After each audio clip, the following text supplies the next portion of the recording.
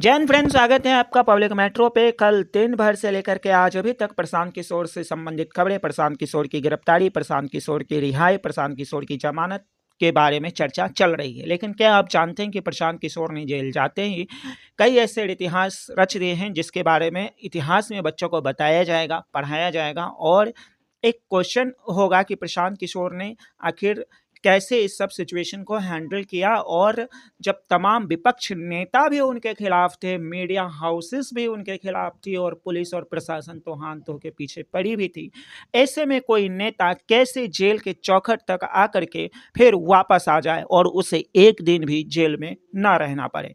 ये अपने आप में एक इतिहास प्रशांत किशोर ने दोहराया है। लेकिन इसके साथ साथ कई ऐसे चीज़ें हैं जिनके लिए उन्हें इतिहास में याद रखा जाएगा और शायद ये उनके नाम जो है ये सारे कई रिकॉर्ड बन चुके हैं। सबसे पहले तो हम बात करते हैं कैसे जब उन्हें जज साहिबा सशर्त बेल देने के लिए कहा कि हम आपको बेल दे रहे हैं लेकिन आपको जो है इतना हर्जाना भरना होगा, इसके बाद आपको बेल दी जाएगी। और उसमें ये लिखा हुआ था कि आप दोबारा प्रतिबंधित जगहों पे धरना प्रदर्शन नहीं कर सकते। प्रशांत किशोर ने साफ साफ कहा कि आपका सम्मान है लेकिन हम ऐसे शर्तों वाली बेल पे बाहर नहीं जा सकते हैं। इससे तो अच्छा है कि आप हमें जेल में ही रखें। इसके लिए वाकई में हिम्मत होना चाहिए कि कोई आदमी अगर उससे छुटकारा मिल रहा है कुछ पैसों खर्चों दे करके, क्योंकि 25,000 तो प्रशांत किशोर के लिए कोई बड़ी बात नहीं, इसके बावजूद उस आदमी ने ठंड में भी जेल जाना बेहतर समझा और कहा कि मैं ऐसे चीज़ों को नहीं मानता हूँ।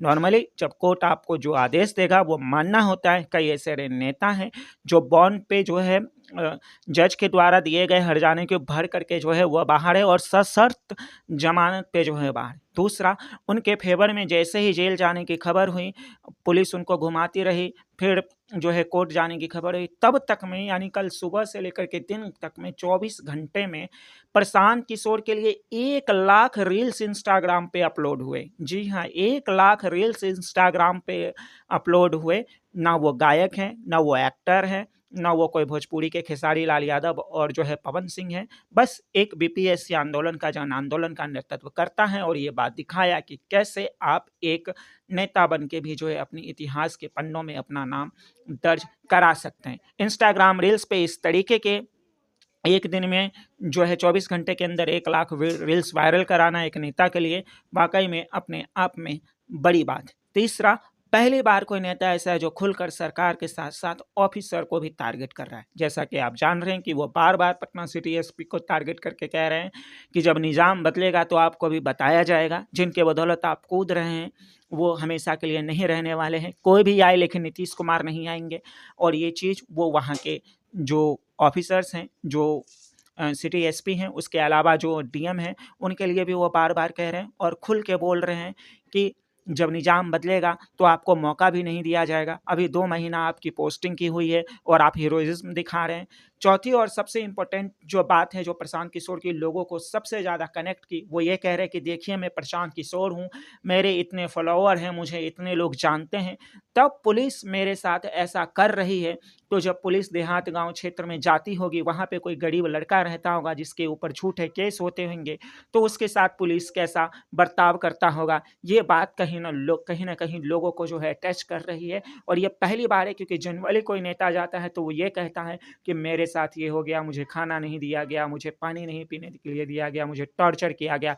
लेकिन वो इन सब बातों से इतर ये कह रहे हैं कि आप ये सोचिए मेरे साथ क्या हुआ, ये नहीं सोचिए, ये सोचिए कि जब मेरे साथ ऐसा हो सकता है तो गाँव के लोगों के साथ क्या होता होगा, उन बच्चों के साथ क्या होता होगा जो गरीब हैं, जो लाचार हैं, जिन्हें मौका नहीं मिल पाता है इस तरीके से अपनी बात कहने का, अपनी चीज़ों को कहने का नहीं मौका मिल पाता है, तो वो कैसे फिर डील करते होंगे। और पाँचवा और सबसे इम्पोर्टेंट चीज़, जो भाजपा के डर से लोग राजद को वोट दे देते थे, राजद के डर से जो है वो भाजपा को वोट दे देते थे, जदयू भाजपा राजद के बीच में जो बिहार उलझा हुआ था, उसको उन्होंने एक ऑप्शन दिया। मुझे नहीं पता प्रशांत किशोर अपनी सरकार बना पाएंगे कि नहीं, लेकिन ये तो ज़रूर है कि वो विपक्ष की जो भूमिका थी उसमें नंबर 1 पर खड़े उतर गए। जो विपक्ष की काम होती है वो उन्होंने दिखा दिया तेजस्वी यादव को भी कि आप मुख्य विपक्षी आप नहीं हम हैं, और जदयू और बीजेपी को भी कि हम ऐसे काम कर रहे हैं और आप दोनों की भी विपक्षी जो हैं वो हम हैं। शायद इस वक्त बीजेपी और जेडीयू की सरकार